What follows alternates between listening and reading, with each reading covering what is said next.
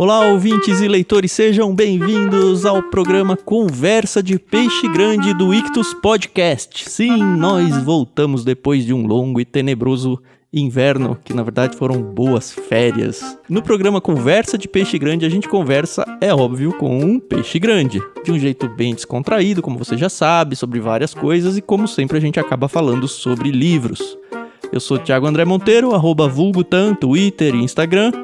E eu tô aqui, como sempre, primeiramente com a minha amiga Carol, que vai ter a honra de apresentar o nosso peixe grande, mas não sem antes explicar pra vocês o que é um peixe grande. Oi pessoal, tudo bem? Aqui é a Carol Simão, @somentecarol lá no Twitter, segue a gente. E, bom, a gente vai ter o prazer hoje de conversar com uma pessoa fantástica. Se você não teve a oportunidade de conhecer, deve se envergonhar, viu? Porque ele é muito conhecido. Daqui a pouco a gente vai falar um pouquinho sobre isso. E já que o Tam me deixou aí com a incumbência de explicar o que é um peixe grande, então eu vou falar pra vocês. Peixe grande é aquele curador que a gente considera ser um grande servo ou serva, né? Dentro do cristianismo. São pessoas de referência, pode ser dentro da literatura, da música, de qualquer arte, né? Forma de arte para louvar e engrandecer a Deus.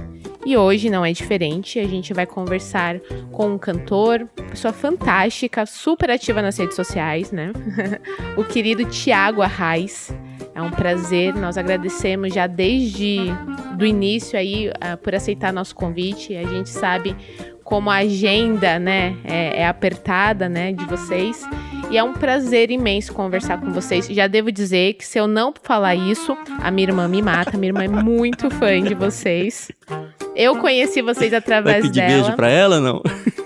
Não precisa ser um beijo, não. Mas quando eu falei, eu vou conversar hoje com o Thiago Arraes, ela, sério? Eu falei, seríssimo. E aí, então, só fica aí essa informação. Tá bom, qual que é o nome da sua irmã, Carol? Amanda, um grande abraço para Amanda e uma alegria estar aqui com você, Tam, Carol. Um prazer poder conversar em português depois de uma semana toda falando em línguas por onde eu vou aqui. Não é bom, é gostoso. Obrigado pelo convite e um oi para todos os ouvintes. Em português, assim, talvez você não saiba, o Thiago Arraes, ele é uma dupla, né? Não sei se é uma dupla ou uma banda, como vocês se... É uma dupla sertaneja. Uma assim dupla... que se classifica. Uma dupla sertaneja com uma surpresa. Aí o pessoal vai esperar uma coisa e não vai ter. Vocês consideram folk, não? Eu tô meio resfriado, então desculpa. Então a edição vai ter que me ajudar aí se eu espirrar. Que é alergia, tá uma loucura, que vai começar a primavera aqui. Eu tô todo perdido aqui. Eu tô melhor amigo da caixa de lenço aqui esses dias. Mas não, eu acho que essas terminologias, elas ajudam, né, o mercado musical a situar certos artistas dentro de uma coisa, dentro de outra. Então isso ajuda o ouvinte, quem tá procurando música, quer ouvir música nesse estilo aí e tudo mais.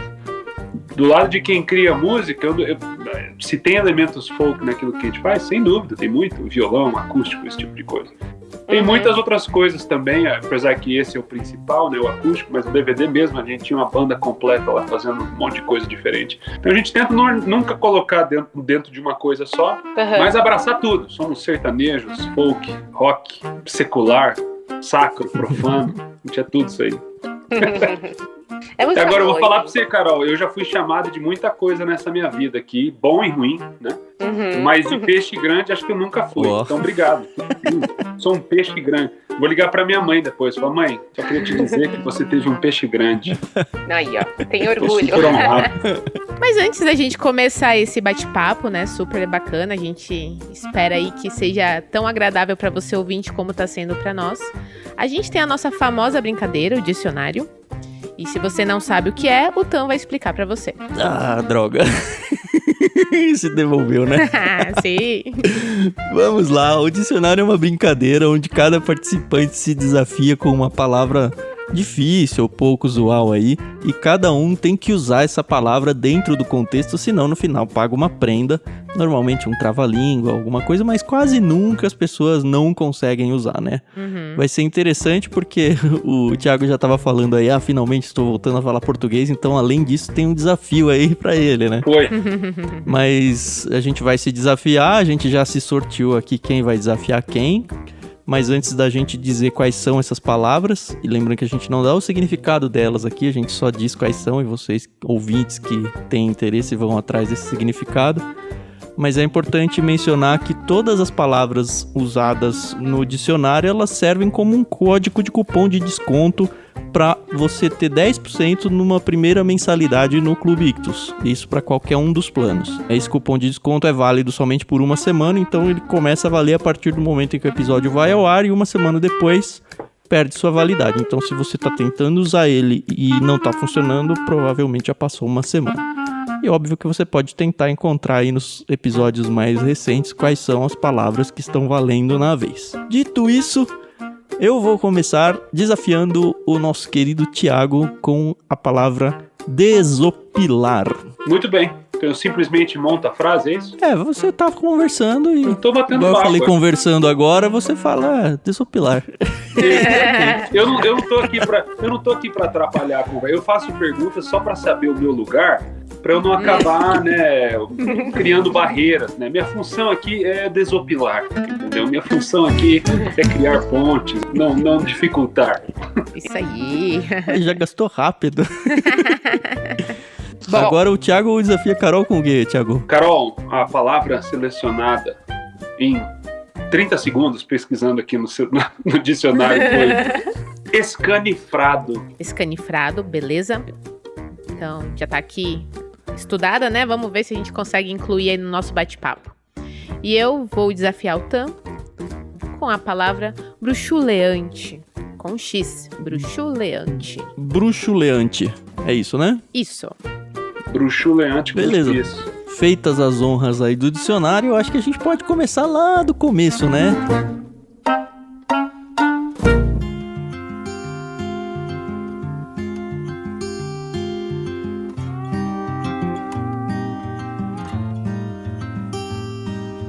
Thiago Arraes hoje, um cara famoso, um cara que você provavelmente já sabe quem é, já curte e aproveita bastante do trabalho dele musical.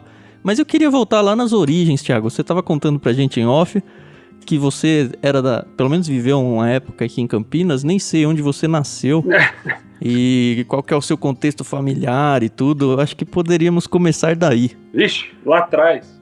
Isso. Tá. Bom, meu pai conheceu minha mãe em 1900. Não, meu irmão e eu, a gente nasceu no mesmo hospital em São Paulo, ali no bairro da Liberdade. Ai, que legal. Eu passo quando eu morava em Campinas e ali perto de São Paulo, a gente passava na frente sempre, mostrava para as crianças, ó, foi aqui a primeira parada, né, onde a gente nasceu. A gente é paulista, mas meu pai e minha mãe, eles são pastores, né, são pessoas que desde quando a gente nasceu estão envolvidas no ministério pastoral, cuidando das pessoas, ajudando as pessoas. Então a gente cresceu nesse contexto e por causa disso a gente não ficava no mesmo lugar muito tempo, né, dentro da nossa cultura de 3 em 3 anos, mas normalmente 3, 4 anos, a gente tinha que mudar de lugar. Então a gente nasceu em São Paulo, aí morou em Santo André, ali perto do ABC Paulista, e daí foi para Porto Alegre, no Rio Grande do Sul, morávamos perto do Beira-Rio, lá em Porto Alegre, e depois disso meus pais fizeram a loucura de deixar o ministério pastoral de lado por um tempo para estudar. Meu pai sentiu de alguma maneira que ele não tinha aproveitado ou expandido capacidade intelectual dele, né, preparo teológico, encontrou alguns limites, tanto ele quanto a minha mãe, com a minha mãe. Mas estudar no campo da teologia ou não? Teologia, daí ele decidiu sair, foi para a universidade onde eu acabei indo depois como adulto também, né, em Michigan, nos Estados Unidos. Aprendeu inglês já com quase 40 anos de idade, minha mãe e ele não sabiam. Então fizeram essa loucura, e eu sempre achei isso muito bonito, esse sacrifício, assim, por entender. Ele estava pastoreando uma igreja grande lá em Porto Alegre, né? Mais de 1.000 pessoas, então um negócio bem... Ele podia ficar lá, podia viver resolvido no Brasil, mas ele encontrou esse limite, falou, não, acho que eu preciso estudar. Vocês eram bem pequenos ainda? A gente era pequeno, eu tinha 10 anos de idade, meu irmão tinha 7, e daí a gente acabou... São só vocês dois, né? Só nós dois. Aí acabamos indo com eles, aprendemos inglês, então daí cedinho também, e daí nosso gosto musical se desenvolveu bastante nessa época também. Depois de 3 anos, a gente voltou pro Brasil, fomos para Curitiba. Curitiba, daí eu fui fazer ensino médio em Maringá, e deixei a casa dos meus pais com 14 anos de idade para eu ir para um colégio de regime interno. então eu vivia lá, né, meus pais em Curitiba. E depois disso nunca mais voltei para casa. Meu irmão foi no ano seguinte, também nunca mais voltou para casa. E daí a gente foi de Maringá para São Paulo, de novo interior, no NASP, ali em Campinas, onde eu estudei teologia. E daí voltei para dar lecionar religião e filosofia lá, depois de ter passado mais uma temporada nos Estados Unidos, fazendo também meu mestrado e doutorado e tudo mais. Então essa foi mais ou menos a trajetória. A gente sempre, acho que rejeitou de alguma maneira ou de outra os caminhos mais trilhados, né? E para encontrar novas possibilidades, investir no pensamento, na reflexão, no estudo. Acho que a gente herdou isso dos meus pais de alguma maneira e a gente tenta passar isso para os nossos filhos também. Mas essa foi mais ou menos a trajetória. A gente foi pro ensino médio, daí fez faculdade de teologia. Também me senti incapaz com 22 anos de pastorear uma igreja, olhar adulto no olho e falar, olha, essa é a vontade do Senhor Deus, né? Apesar que hoje no Twitter qualquer criança de 18 anos aí, né, tá falando bastante coisa, né, sobre isso. Então os tempos mudaram. Alto, né? Os tempos mudaram. Mas naquela época daí eu fui para os Estados Unidos, daí fui para fazer um mestrado, só ir pro campo missionário, era o meu desejo inicial. Acabei entrando no mundo acadêmico, aí fiz doutorado, fiquei lá 8 anos total. Aí lá tivemos o meu primeiro filho, Benjamin, casei antes de ir para os Estados Unidos com a Paula, minha esposa. Seus pais ficaram no Brasil? Meus pais, nessa época, eles já tinham voltado para os Estados Unidos para trabalhar na sede mundial da Igreja Adventista. Eles moram lá há quase 20 anos já, na capital, Washington, D.C. Estão lá até hoje. Então a gente teve esse contato no Brasil, depois todo mundo foi para o seu canto e agora a gente vive mais perto, mais próximo um pouquinho, apesar que eu estou do outro lado do país aqui também, então não é fácil. Daí a música veio nesse balaio todo, entendeu? A música, ela não era o projeto, não era o plano, a música sempre acompanhava tudo, os estudos de teologia, as leituras, os problemas, as alegrias. E daí a gente foi escrevendo música e quando eu tinha voltado aos Estados Unidos já fazer mestrado, aí a gente gravou o CD+, que ficou mais conhecido pelo pessoal, e depois o André acabou indo para os Estados Unidos também para estudar na mesma universidade, continuamos produzindo aqueles EPzinhos, aquela série de EP. E desde o início foram vocês dois, né? Bom, na verdade, começar a compor fui eu sozinho. Aí o André, ele é irmão mais novo, normalmente o irmão mais novo ele quer sempre fazer o que o irmão mais velho está fazendo. Lá atrás, no ensino médio, foi assim. Mas o André não era uma pessoa assim que fazia só por fazer, me chamar a minha atenção ou alguma coisa, ele sempre foi um excelente compositor, de músicas, de melodias. Na trajetória a gente fez algumas parcerias, a maior parte das músicas que a gente gravou são minhas, mas algumas delas, tipo Rojões, normalmente as que ele canta. Então, toda vez que ele aparece cantando no DVD ou a voz dele no CDs, ele canta aquelas que a gente fez em parceria junto. Rojões, A Voz, Semente. Então são músicas maravilhosas, melodias lindas que o André fez. Então a gente sempre trabalhou assim. Mas nada do que eu faço no passado, eu ainda faço hoje em dia, nunca é feito sem ele ouvir e pensar e dar dicas e tudo mais. Então a gente sempre mantém essa relação legal de diálogo. A trajetória é longa, tentei resumir aqui. Mas... É lógico. Sim, sim. Hoje você pastoreia alguma igreja? Então dentro do meu coração, Carol, acho que sempre só tinha uma grande vocação, né? Não era uma vocação necessariamente musical, artística ou acadêmica, tá? Apesar que tem muito de arte, de música e de academicismo no que a gente já fez ao longo dos anos, mas a minha vocação primária, que sempre teve no meu coração desde cedo, é a vocação ministerial, de cuidar de igreja, de cuidar de gente. Vendo meus pais trabalhar nas igrejas pequenas, cuidar, visitar, quer seja em favela ou em mansão, cuidar das pessoas. Então isso sempre me impressionou desde pequeno.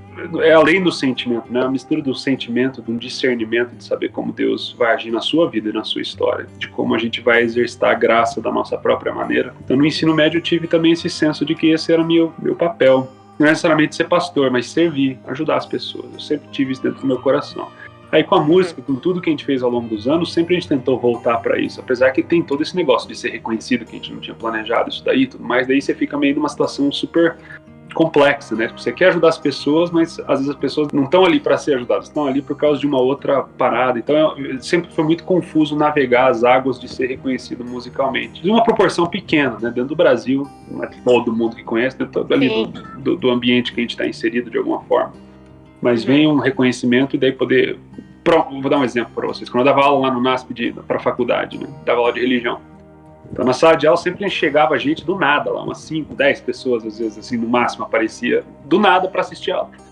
Por quê? Porque eles queriam ouvir uma coisa que eu tinha para dizer? Não, isso porque queriam ver eu lá. Né? Então aí você sempre fala assim, cara, será que essa galera tá aqui para aprender alguma coisa de fato, ou eles estão aqui só para, né, tirar uma foto e falar para a vovó, né, que viram. Como é que você lidou com isso, Thiago? Numa boa, eu não me levo. Acho que a questão é, pra mim, eu não me levo a sério, cara. A fase da adolescência, de você achar que você é uma grande coisa, né? Juventude. Isso aí eu abandonei, enterrei.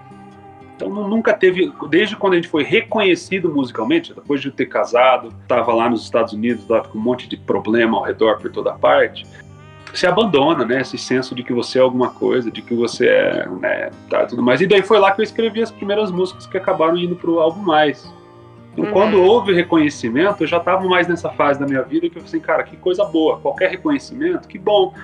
Eu vou poder estar numa posição agora em que eu vou poder continuar ajudando, falando, talvez confortando o coração de alguém. Então eu sempre achei isso muito bom. Então nunca foi difícil navegar. Acho que o mais difícil é de lidar com as expectativas do público, né? Das pessoas, de querer, né? de você algo que você não tá ali para oferecer, né? Palco e foto e não sei o quê. E daí você acabar, por exemplo, quando a gente faz turnê, a gente não fica, raramente a gente fica hoje em dia para tirar foto e dar autógrafo. Porque, cara, isso sempre foi muito estranho, entendeu? Sempre foi muito confuso. As pessoas não confundem isso e não chamam isso de arrogância. Ah, o cara não quer dar autógrafo. Pode ser, mas eu aprendi também ao longo da vida, Tam, a não me preocupar ou não ficar ansioso com aquilo que tá fora do meu controle. Então, o que o povo vai achar de mim, eu não tenho controle sobre isso. Eu tenho controle sobre mim. Então, depois de uma apresentação, a gente está extremamente cansado. Emocionalmente, para mim, é extremamente desgastante. E sabendo que eu não quero também criar uma cultura onde tem uma hierarquia, onde certas pessoas podem ir tirar foto e daí uma massa vai para casa sem poder, eu também não gostava disso. Então tem vários fatores e coisas que sempre foi difícil articular. Mas para mim, subjetivamente falando, do meu lado, do meu coração, nunca foi difícil lidar com nada, porque eu não sou esse tipo de pessoa que vai se achar grande coisa porque tá tocando uma música que você fez num momento extremamente complexo da sua vida, e falar, poxa, que legal, olha como eu sou. Não tem como, não tem essa possibilidade dentro das possibilidades do que poderia acontecer. Então foi muito sofrido, todo o processo de escrever as músicas dos Arraiz e do que foi gravado e tudo mais, eu lembro de cada época, de cada etapa. Então no palco eu vejo mais um serviço, mais um dos serviços que a gente faz, você se espremer inteiro para servir um pouquinho de esperança, um pouquinho de paz para as pessoas, na confiança de que Deus pode usar isso para trazer um pouquinho de coragem para enfrentar um novo dia. Então é uma alegria para a gente poder participar e servir a Deus nessa capacidade também. Mas vai embora, né? Como tem começo, meio e fim, você vai embora e você pensa, poxa, será que eu ajudei mesmo? Então esses conflitos são difíceis, mas enfim, né? Tem coisas fáceis e coisas difíceis, eu acho que essa é a questão. Usando esse mesmo exemplo que você deu, pessoas de repente aparecem aqui, eu tô dando uma aula ou alguma coisa e as pessoas vêm porque, eu sou dos Arraiz. Você se incomoda no sentido de tentar fazer a pessoa perceber que talvez ela não esteja lá pelo motivo certo, ou também você nem... Mas olha que pequeno é isso, imagina ter que trabalhar para isso. É muito pequeno, né? Só para ele mudar essa parte. Então, parte da razão de eu ter saído do Brasil são inúmeros fatores que fez a gente sair do Brasil. Dentre eles, necessidade, né? No Brasil, onde eu estava dando aula, você tinha um teólogo ou pastor a cada 5 metros quadrados. Aqui onde eu vim, estava sem pastor na igrejinha que eu cuido aqui na beira da montanha, aqui, há mais de um ano sem pastor. Num certo sentido, é um trabalho missionário. Trabalho missionário. Então, para mim, isso sempre teve um lugar no meu coração, de você atender uma necessidade, longe de visibilidade. Sempre foi maravilhoso para mim essa ideia. No Brasil não podia ter isso. E eu não podia também oferecer para os meus filhos aquilo que eu recebi dos meus pais. De eles participarem da vida de uma comunidade, servindo, vendo os pais servir, vendo se doar. Lá eles Como viam gente comuns, tirando foto. Eu fui para a igreja uma vez lá na universidade que eu estava lá, e a gente não ia muito, mas por esses motivos, né, que eu vou mencionar. Eu sentei na fileira lá da igreja com meus filhos e minha esposa e tinha gente tirando foto da gente de longe. Deve ser tão bizarro, né? Eu não queria que eles crescessem nesse ambiente, entendeu? Nesse tipo de situação. Eu queria que eles vissem a realidade de tudo. Da beleza na simplicidade, da beleza de estar fora de holofote, de gente te olhando, te medindo e tudo mais. Então acho que isso a gente aí pode... Aí nos Estados Unidos você não é conhecido assim? Não, essa é a maravilha, porque agora eu sei que quem vem na igreja que tem nada a ver comigo. Aí é bom demais. Então, essa é uma das Você acha que ajuda o fato de vocês comporem mais em português? O fato de não ser tão conhecido? Ou eu que tô viajando e não, vocês estão... Não, a gente é relativamente conhecido no Brasil, enfim. Agora fora aqui, talvez entre alguns brasileiros e tudo mais, e aqui na cidade o pessoal acha que o que impressiona certas pessoas que eu conheço, ou que me veem por aí, é que, por exemplo, se eu tô no Instagram e dou um like num restaurante ou numa loja que a gente gosta de artesanato, alguma coisa, ou eu compartilho, pô, aí o pessoal escreve de volta, quem é você? Né? Por que tem um negocinho azul no seu Instagram? Por que tem tanta gente que te segue? Obrigado, né, por me divulgar. Aí você acaba ficando conhecido não porque o pessoal conhece seu trabalho, mas porque aqui nos Estados Unidos você tem mais de 50 mil pessoas no seu Instagram, no Twitter, ou sei lá o que. É uma parada bizarra aqui dentro dos Estados Unidos, que é um país grande. Então, mas enfim, mas de ser reconhecido pelo nosso trabalho no Brasil, não, de forma alguma. E eu acho que essa é a beleza de tudo, entendeu? De você poder viver a vida de uma maneira sem ter esse paradigma no lugar, né? Para você e para sua família. E também eu sei que no Brasil eu poderia ter ficado numa região onde eu não seria tão visto e reconhecido. Porque no lugar onde eu estava, lecionando, aí todo mundo já sabia quem eu era, minha família, meus pais e meus tios e tudo mais. Então isso trazia um condicionamento, eu acho que não era tão favorável para mim e para minha família. Eu acho que, assim, acaba sendo um problema para nós brasileiros. A gente tem essa cultura, né, de querer idolatrar, né, ou idealizar uma pessoa que acaba se tornando mais conhecida. Eu sei que nos Estados Unidos é super comum atores, atrizes pegarem metrô, por exemplo.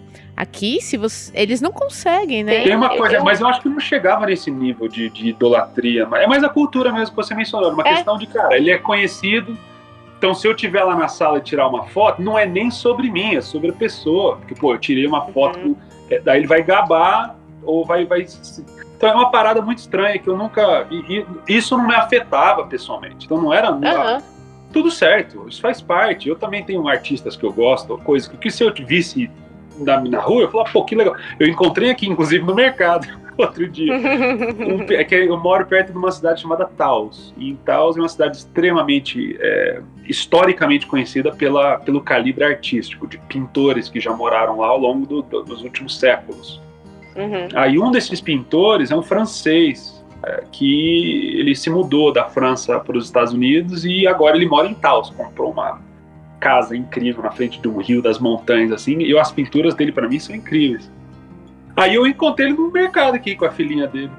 Eu falei, pô, cara, você é o Mark, cara, sigo você. Eu falei, olha, parabéns pelo seu trabalho, é uma grande inspiração para mim. Então, e falei assim, obrigado pela sua arte, faz a diferença. E é isso, tipo, para mim não é uma...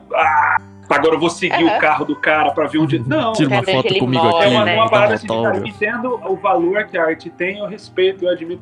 Aí depois ele me seguiu no Instagram, ele falou, pô, mas quem é você? Eu falei, não, eu era músico no Brasil, professor, deu uma cansada, agora eu tô aqui. Ele falou, pô, eu era músico também. Aí trocamos ideia, falou, quando você tiver em Taos, vem aqui. Também que legal.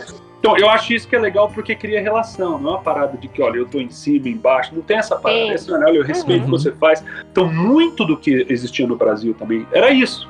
A música chegou no coração da pessoa numa época importante e ela queria ficar ali, queria ficar perto, isso eu respeito, isso eu entendo, não tem problema nenhum.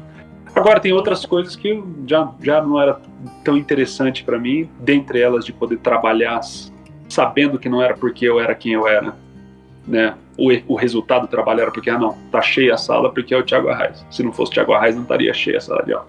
Eu vim ser pastor de uma igrejinha pequenininha aqui. Aí pronto, não tem nada a ver comigo mais, agora eu posso me posicionar de tal forma e isso é muito bom, isso me faz bem. Que bom, e que bom que você teve a oportunidade, né, assim, as portas abertas para um outro país, né, e isso é muito bom, porque às vezes a gente esquece que um país como os Estados Unidos, por exemplo, precisa, né, de servos dispostos a servirem, né. Sem dúvida, o Brasil precisa, o país, os Estados Unidos, o mundo inteiro precisa de bons pastores conscientes daquilo que o ser humano de fato precisa. Então eu acho que isso é uma carência por toda parte. No Brasil seria um pouquinho mais complicado para mim ser pastor, por muitos outros fatores, a não ser que eu saísse da minha denominação, da qual eu faço parte hoje em dia. Estava muito difícil trabalhar por inúmeros motivos, então acho que seria problemático. Por isso que eu comecei a orar com a minha esposa, falando, olha, o Senhor conhece meu coração, onde for, eu não sei.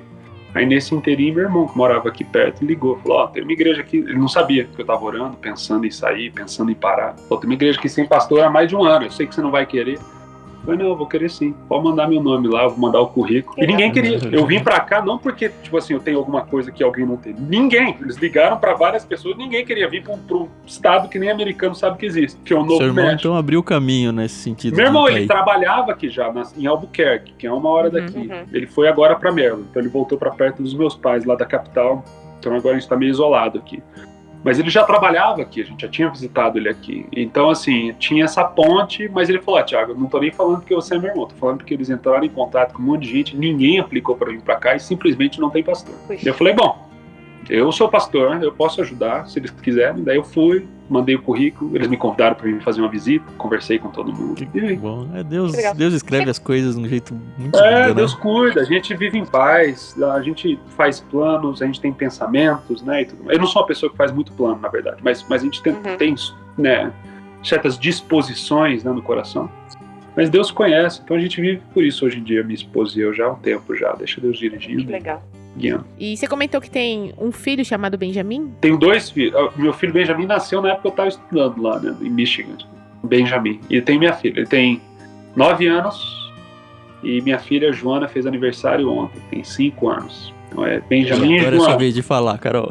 Eu tenho também um Benjamin aqui em casa. Ah, é 2 bom. anos. Quantos anos ele tem, Carol? 2.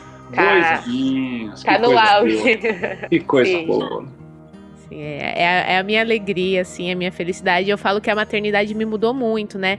E a gente começa a olhar a vida, né, com outros olhos realmente, né? E aí eu super entendo quando uma pessoa vira e fala assim, não, eu não vou fazer isso porque eu tenho um filho ou eu tenho uma família e eu preciso cuidar deles. Claro. E assim, é muito importante, né? Primeiro porque a família, né, foi uma instituição criada por Deus, né? E tá em falta, né? Famílias bem estruturadas, né, no mundo. Então, eu acho muito bacana quando uma família... Eu também sou filha de pastor, então eu também passei muito por isso de Você ver... sabe como é que é, né, Carol? Sim, de madrugada, o pessoal ligar pro meu pai e falar, pastor, tô ganhando neném, me leva pra maternidade. E meu pai ter que parar tudo o que tava fazendo, inclusive o sono, e chegar em casa escanifrado, sabe? Mas eu nunca vi meu pai reclamando de servir, né? É óbvio, ele se cansa, né? Mas ele até uma vez estava comentando sobre a aposentadoria, né? E aí ele pensou e falou assim, não, mas eu sou pastor. Não existe aposentadoria, né? Eu não tenho uma profissão, né? É o meu ministério, é a minha vida, né? E eu acho isso muito A bacana. aposentadoria é promoção pro céu, né? Mas é exatamente o que ele fala, né? Mas assim, eu acho sim que um ministro da palavra, um servo, um pastor, tem que descansar sim, porque... Tem, não, é vida. Pra cuidar de vida, você tem que estar sensível à vida, sem dúvida. Sim. Eu sei que o Tan tem 2 meninos também, Lucas e Daniel, foi isso que você falou? Lucas Isso. e Daniel, isso. Muito bom. Então a gente está aqui num grupo não só de literatura, mas daqueles que estão cansados de pessoas sobrecarregar. comuns, cara. Sim. Pessoas comuns com boletos pra pagar. Boletos pra pagar. Igual todo mundo, né? Exatamente. Mas é isso, família é importante. Eu acho que passar esses princípios básicos que guiaram nossa vida, você começa a ver com a vida com mais perspectiva quando você tem filhos, claro, do que foi importante para você. Sim, Então, sim. pra gente, a mudança A minha- para cá envolveu bastante o que isso ia significar para os filhos também. Então,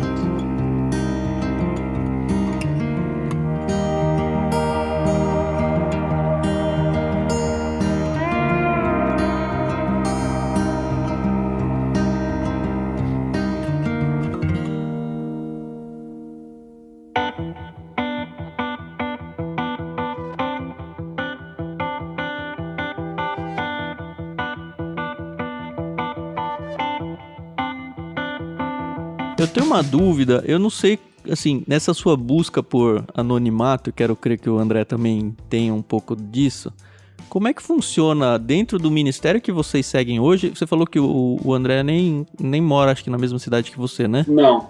Como é que funciona os arrais hoje? Vocês, sei lá, tanto parte de composição e tudo, e até execução, assim, shows, ou sei lá, que tipo de apresentação vocês fazem? Ou se vocês estão em momento de hibernação, ou como que funciona? Olha, Tan, você sabe que teve um tal de coronavírus, né? Esses dias atrás. Então, Coisa simples, aconteceu, né? né? Durou Não, pouco. brincadeira.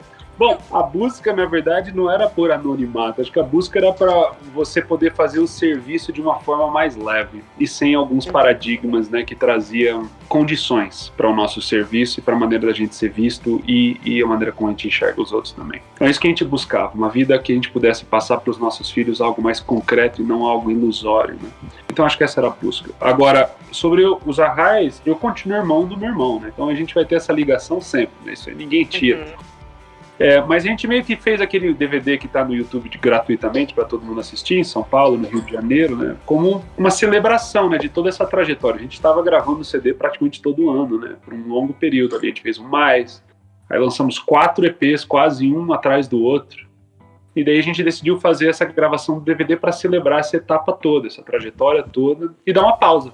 Para servir, uma pausa para família, uma pausa para... Que ano foi isso? Foi agora, cara. A gente gravou o DVD quando? Foi 2014? Foi 2015? Foi. Aliás, não. Foi 2014, eu cheguei no Brasil, 2015. Gravamos em 2017, acho que saiu. 2017, 2018. Então foi isso, faz uns 2 anos. Aí nesse inteirinho, a gente tem muita música, cara, para gravar, entendeu?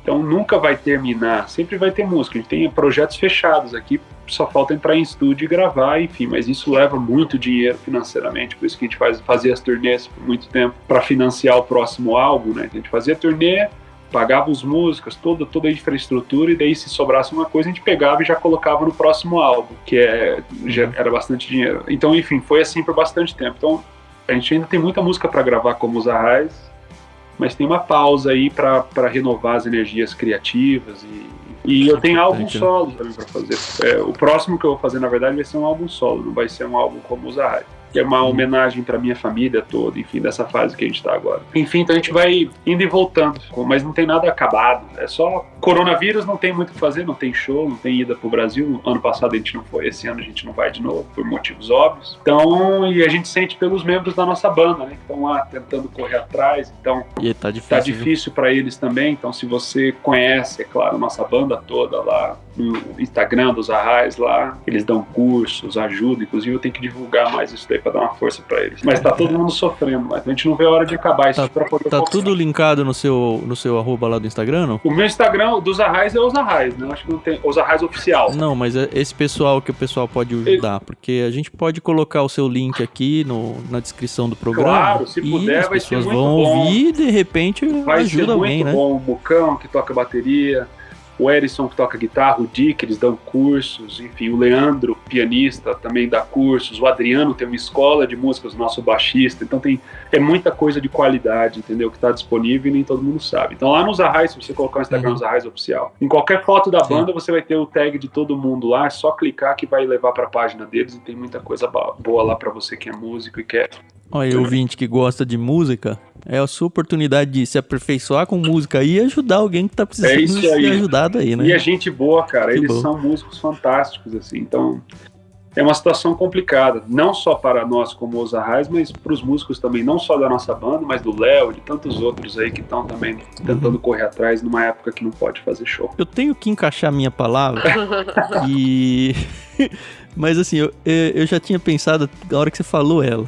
Eu tenho uma pergunta que tem que ser feita para músico, assim, pelo menos eu acho que a resposta ela tem muito mais valor se ela vem de um músico, porque ele tem muito mais informação do que um leigo, assim. Leigo que eu digo é a gente que tá só consumindo sem necessariamente construir a arte, vamos pensar assim. Principalmente você que compõe músicas cristãs. Eu acho que, pelo menos eu não interpreto, pelo menos a maioria das músicas que vocês fazem, como músicas congregacionais, naquele tipo, vamos todos cantar juntos para louvar a Deus. Eu acho que nesse sentido, e não que o conteúdo dela seja secular, mas não sei que palavra usar, elas têm acho que é mais uma música para se ouvir e se conectar sozinho com Deus, sabe? Não em comunidade. Mas a minha pergunta não vai por aí. A questão que eu queria fazer é, quando vocês, como músicos, olham o ambiente de igrejas, eu não sei como é o contexto aí nos Estados Unidos, mas eu tenho certeza que você conheceu bastante de como isso funcionava no Brasil.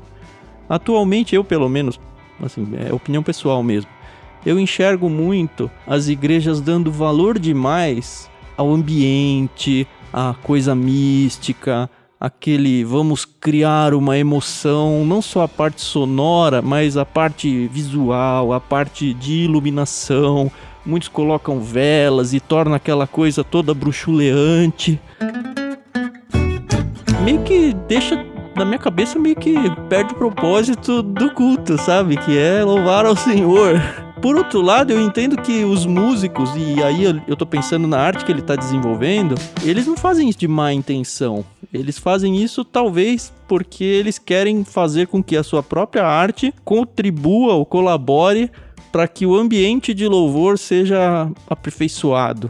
Eu não sei se você já brigou com isso, se você se incomoda com isso, ou se você é do time que fala, não, eu acho que no culto tem que ter mesmo luz baixa e um som...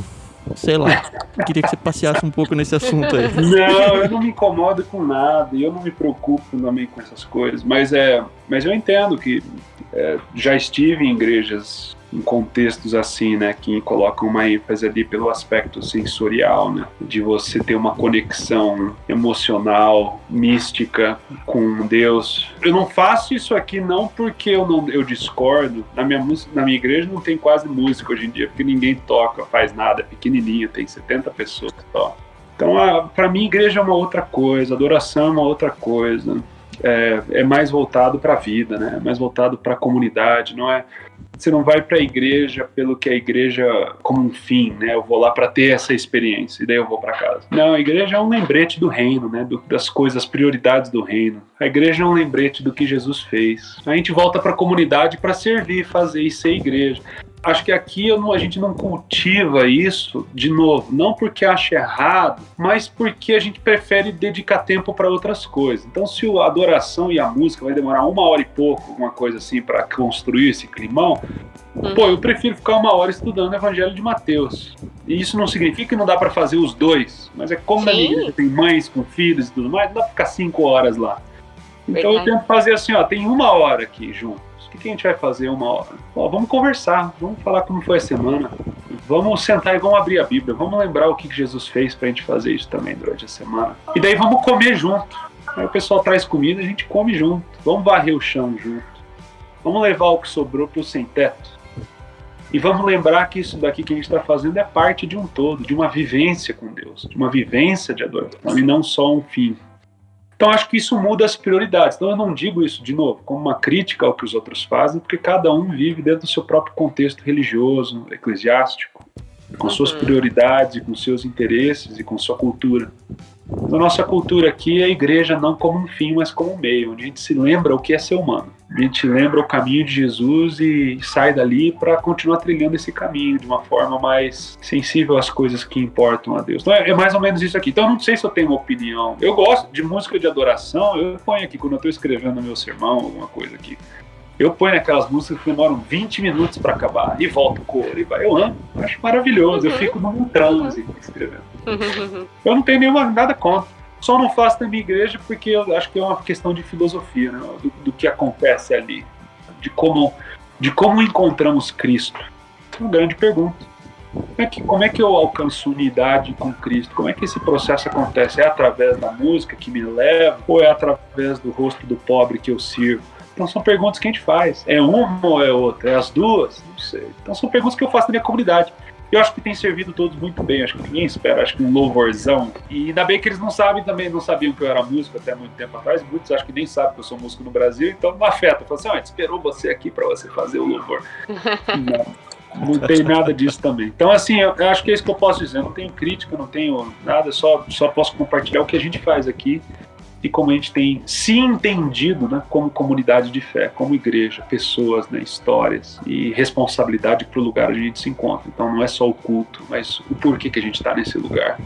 E como é que a gente se encarna como Cristo para servir esse lugar, como ele serviu. Então não é o prédio, né, o que acontece ali, é mais o que está ao redor, e o que acontece no prédio é o ao redor. Né? Então, enfim, são essas coisas que a gente tem aprendido juntos aqui. Tão legal ver essa simplicidade que o Evangelho propõe, né? Eu gosto, cara, eu não quero complicação, eu já tô na fase, a gente já tá na fase, né, Tan? Agora que a gente já tá chegando aí, você já passou dos 40, eu tô chegando. Eu já passei. Eu não quero complicação na minha vida, entendeu? Eu não quero... Não, aquela parte, você viveu o contexto de adolescente, eu chamo de adolescente, né? Se o Tolkien pode chamar, eu também chamo e acho que ele acertou, né? Mas aquela fase de seminarista, onde tudo tá errado, onde eu preciso consertar o mundo. Cara, todo mundo isso tem minha tão bênção. longe da minha vida. Vai ser tá tudo certo. Eu não quero briga com ninguém.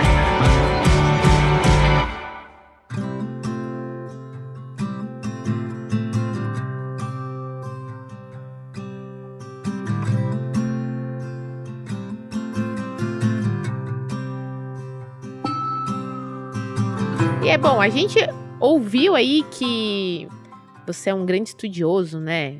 Doutor. Então, assim, Peixe grande estudioso. ó, Eu adjetivo tava bom, ali né? antes de começar o papo, separando meus dois filhos, estavam prestes a se bater ali. Acho que esse é o meu trabalho atual. Eu separo crianças. Que legal. Eu sou o pacificador de crianças aqui. O meu trabalho é desopilar, mais uma vez, né, a atmosfera. Que Mas bom. assim, teve que ler muita coisa durante a vida, né? Sim, eu tô brincando, Carol. Claro, a gente passou todo esse negócio. Gosto muito de ler, sou fã. Não sabia que vocês eram um clube de literatura, que coisa maravilhosa.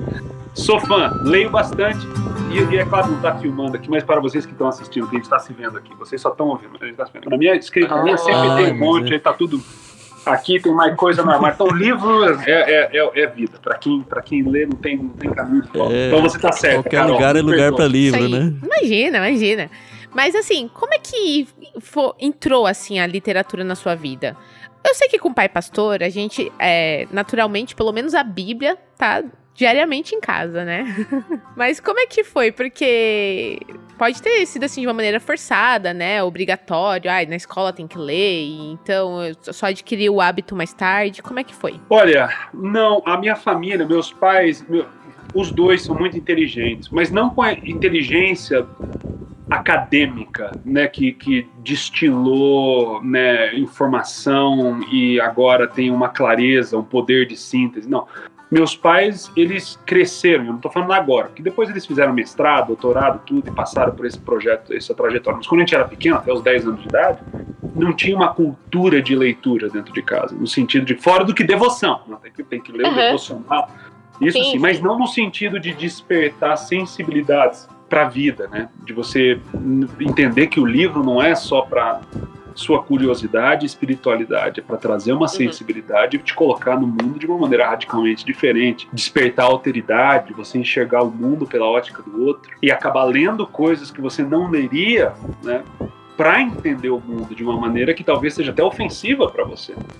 Então, eu acredito que tem esse senso de comunidade, de humildade dentro do pacote todo que a gente perdeu. A gente não sabe que é isso, né? Quando a gente vai pelo menos quando eu cresci. Então, demorou bastante tempo. Quando a gente foi para os Estados Unidos, a primeira vez eu tinha 10 anos de idade, aqui dentro da escola tem uma cultura literária um pouquinho mais forte que a do Brasil, pelo menos nas escolas que eu estava. Teve um dia lá que a professora falou, olha, vai lá na biblioteca, escolha um livro, escolha um lugar confortável na sala de aula para ler e senta e leia. Falei, que loucura é essa aqui, cara? Que horas vai ser a matemática? Eu quero ir para cá. Que horas eu recreio? Pegar um livro, encontrar um lugar confortável e ler. Eu lembro isso, 10 anos de idade. Eu falei, mas que é isso? Aí ali começou a despertar, falou assim, cara, tem algo aqui, e daí você começa a ler mais e tudo mais, então foi um processo.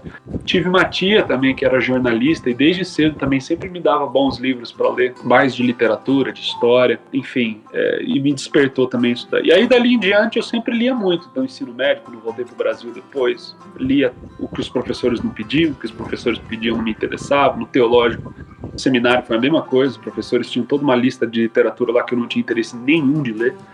Eu lia e não via a luz, era tudo muito, enfim. Aí eu lia outras coisas também. Então, livros sempre acompanharam depois a trajetória e hoje, enfim, eu tento passar isso para meus filhos também. Cada um tem os seus livrinhos lá. De vez em quando eu entro à noite na quarta, eles lá estão com a luzinha, que a gente comprou aquela luzinha de pão do livro, eles estão lá no cantinho, né? Ai, que legal. Então eu quero que eles... E não é o celular, né?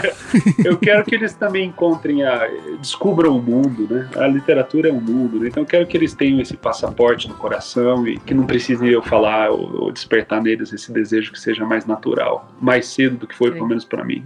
Então foi mais ou menos isso. Demorou um pouquinho para mim, talvez para outros um pouquinho mais cedo, mas... Eu tava pensando sobre mais ou menos isso hoje, né? Porque agora com a pandemia, meus filhos estão tendo aula online.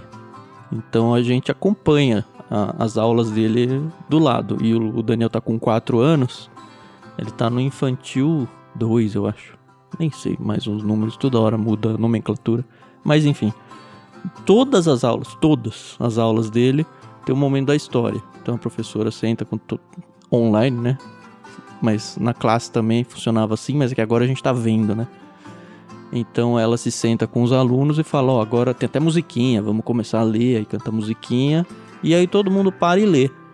E eu fiquei pensando, puxa, daqui a pouco isso vai ser cortado da vida escolar deles, né? Eles ainda vão ter esse negócio de, não, pega um livro, leva pra casa e lê, mas isso que você falou, ó, vai à biblioteca, faz parte da aula, sentar no canto e ler, não tem mesmo no Brasil, né? E aí é meio que como desperdiçar tempo, as pessoas enxergam talvez assim, como né? outra comodidade. Uma pena, né? Então a gente chegou agora naquele ponto, né, do programa em que a gente quer saber quais foram, ou se foi apenas um autor, quais foram aqueles tesourinhos que mexeram aí com o Thiago Arraes durante sua vida. Ao longo da minha vida. Eu não sabia. O Tam falou pra mim que era desde a infância. Poxa, se eu soubesse que era desde a infância... Não, eu falei que pode ser da infância. Eu falei, cara, eu não sei é se eu assim, tenho os livros que me influenciaram aqui. Não, eu não peguei da minha mas é que normalmente a pessoa fala, eu comecei na série Vagalume. Sempre vem essa... Não, cara, olha, eu peguei um apanhado, né? Acho que de livros que foram importantes pra mim em trajetórias diferentes, em momentos diferentes, e que me despertaram para categorias ou para mundos literários diferentes, né? De poesia, filosofia e tudo mais, para áreas diferentes. Então é isso. Acho que eu fiz uma seleção não cronológica e eu posso ir compartilhando na medida que vocês acharem. Um dos livros, vamos começar com poesia. Eu não era muito de ler poesia, mesmo escrevendo música. Eu encontrei uma vez um músico que virou para mim e falou: o que você lê? Eu fiz uma lista teológica. Não, mas de poesia, você escreve música, você não lê poesia? Eu falei, cara, não. Aí ele me deu um livro de poesia, eu era novinho. E foi um livro tão bonito que eu guardo ele comigo até hoje. É um livro muito bonito. Tomara que tenha no Brasil ainda. A versão que eu tenho é de 2001. Mas é Fernando Pessoa, a poesia completa de Alberto Caeiro. Tem até um negocinho aqui que eu sempre começo de novo. Daí. Então esse foi um dos livros. Fernando Pessoa me despertou para a beleza da poesia. Outras pessoas têm outros que são favoritos ou que são melhores, não sei, mas para mim Fernando Pessoa foi o primeiro que abriu o caminho no coração para a poesia. Então tá aí, poesia completa de Alberto Caeiro. Eu lembro que eu ganhei, ele me deu, li e eu fiquei bolado no metrô, voltando para casa, pensando, meu Deus, onde eu tava até hoje. O Fernando Pessoa, ele morreu super jovem, Novão. Né? É dele o livro do Desassossego, né? Sim. Eu acredito que a gente vai ter aqui no Brasil. Né? Eu gosto, me fez bem, fez bem pro meu coração.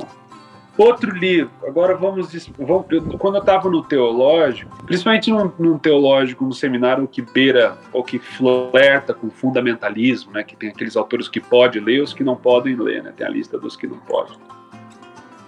Aí eu lembro que um professor uma vez fez uma lista toda de autores que não podia ler. Eu falei...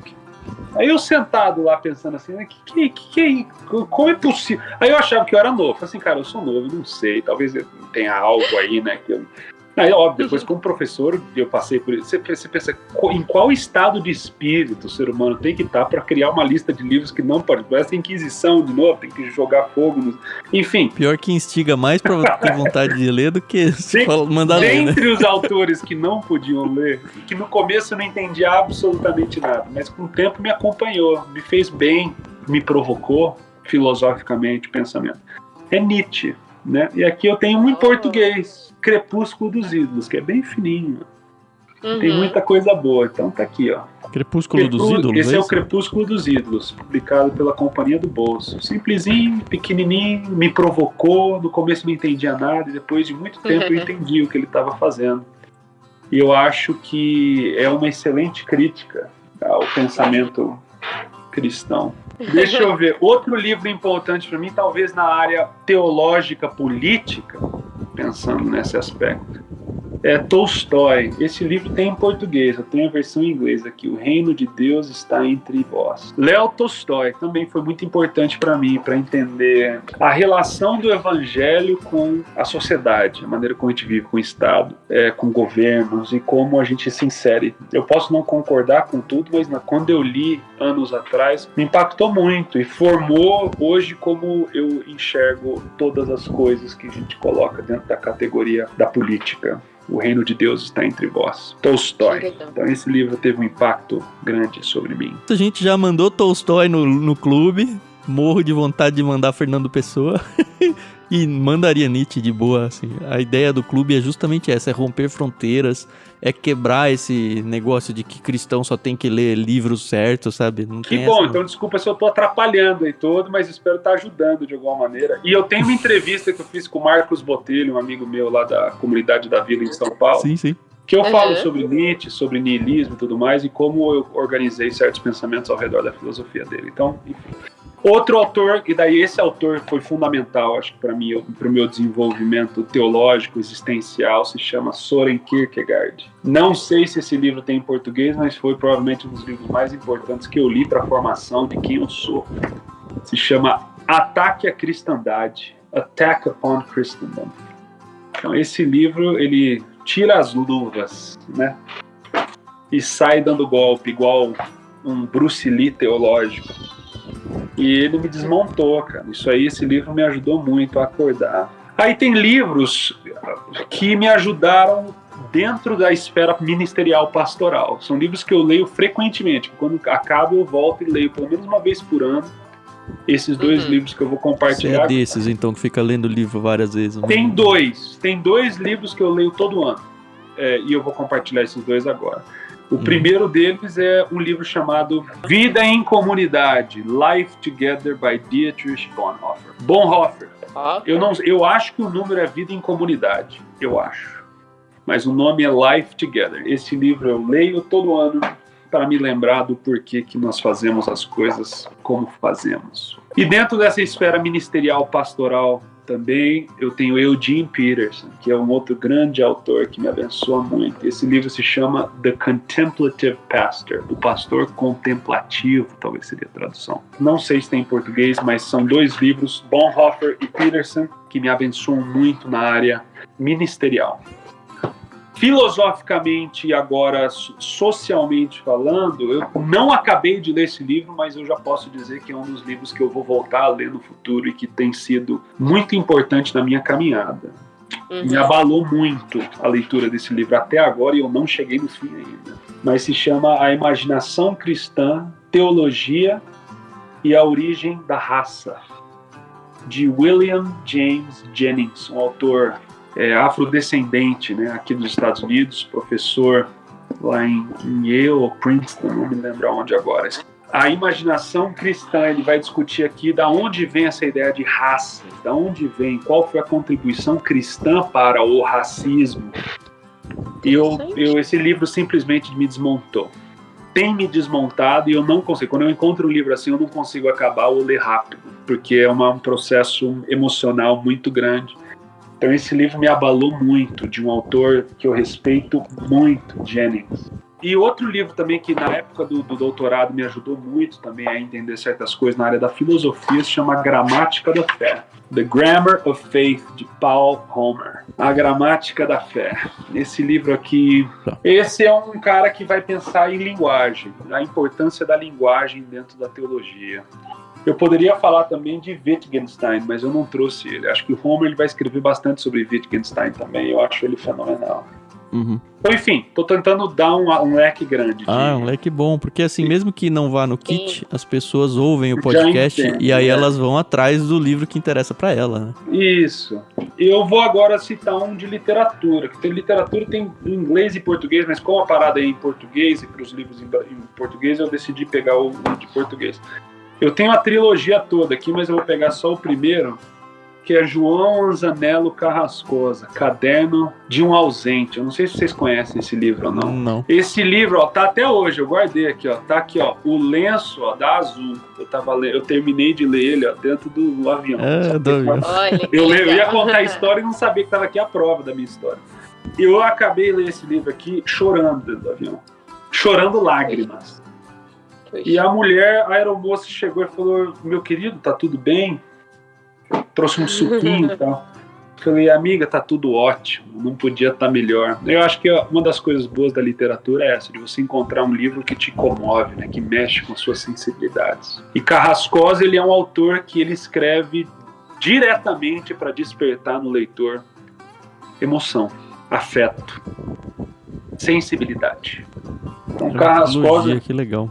João Anzanello Carrascosa, a trilogia do adeus se chama. E o primeiro é Caderno de um Ausente. Eu vi ele falar lá na PUC em São Paulo com uma amiga. Simplesmente incrível. Me fui muito abalado pela escrita dele. Recomendo para todos. João Anzanello Carrascosa. Preparem os lenços. É forte.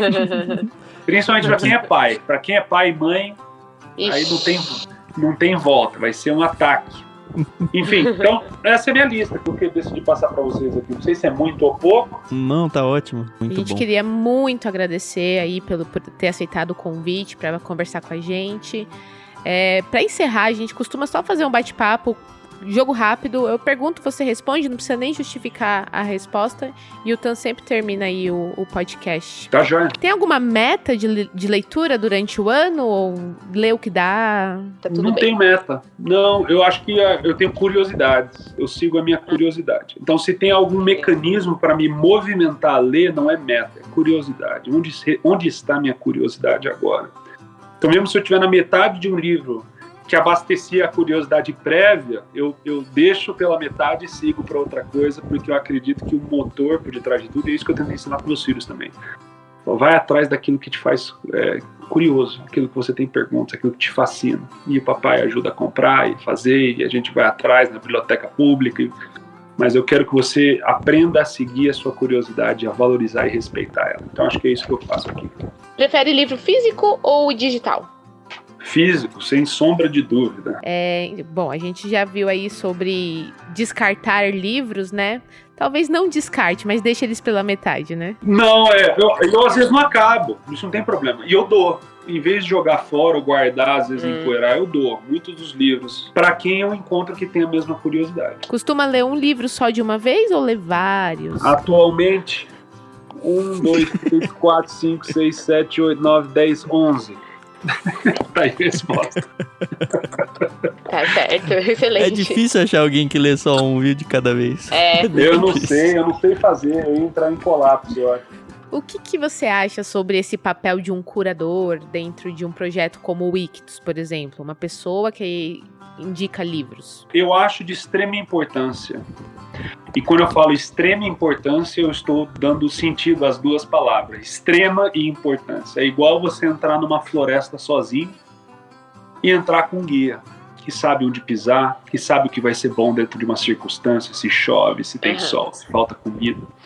Então, acho que curadoria nesse aspecto corta, te salva tempo, te ajuda a te colocar numa posição onde você pode se beneficiar de algo que talvez levaria muito tempo e muitos diálogos para chegar até aquele livro, até aquela sugestão. Então, acho que esse tipo de curadoria é extremamente fundamental para aqueles que gostam de ler. E parte do diálogo, do bate-papo, de estar com outros, descobrir a curiosidade dos outros, acaba fazendo parte desse processo todo, né? De despertar curiosidades e ter gente que pode indicar coisas boas dentro de cada contexto. Cara, muito obrigado. Eu fico muito feliz quando eu encontro Thiagos muito legais na vida. Pra balancear a minha chatice, né? É uma alegria, uma alegria. Não, muito bom. E o que eu acho legal da gente conversar, apesar de você ser músico e tudo, é saber que você não é só isso na vida, né? As pessoas normalmente acho que tendem a conversar só sobre isso. Ver que a gente como a gente que, como você falou, que tá separando os filhos aí atrás, sabe? Que tá preocupado com a criação, que tudo mais, sabe? Que não é só uma coisa. As pessoas tendem a colocar a gente numa caixinha e é muito gostoso bater papo com pessoas assim, fantásticas que Deus coloca na nossa vida. Agradeço muito a sua presença aí com a gente, Thiago. Obrigado pelo convite. Foi uma alegria conversar com vocês, por todo o carinho. Espero ter esclarecido algumas coisas e ajudado de alguma maneira todos os ouvintes de vocês. Obrigado. Uma alegria poder conversar e aprender junto com vocês hoje aqui.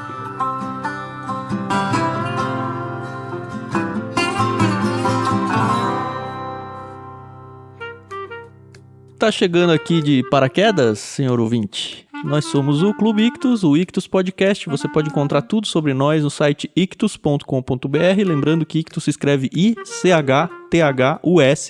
Por lá você vai encontrar as informações dos nossos clubes literários. Se você ficar interessado em assinar e de repente pegar essa indicação aí que o Thiago deu pra gente, ou de outros peixes grandes que virão, não sei quando você tá ouvindo esse podcast, E outros programas que a gente tem, não só de entrevista de peixe grande, conversa de peixe grande, a gente tem contos dramatizados lá, a gente tem diários de leitura, onde a gente acompanha a leitura junto com você. A gente está com um projeto novo, que lançamos agora no começo de 2021, de leitura bíblica comentada. Então é um jeito de você que gosta de ler a Bíblia, ou pelo menos tem vontade de começar, de ir lendo com a gente um episódio por capítulo da Bíblia. Tá super legal. Você pode seguir lá, procura no seu agregador de podcast de leitura bíblica comentada, ou vai lá no nosso site que tem tudo explicadinho para você. Se você quiser seguir a gente, @Clube Ictus em qualquer rede social. Eu sou o Thiago André Monteiro, @vulgutan, a Carol, @somente Carol no Twitter, mas tá tudo linkado aí na descrição do programa. A gente prometeu e vai deixar o link também, não só do Thiago, mas dos Arrais também, e de toda a galera aí que você, de repente, que tem interesse em se envolver em música.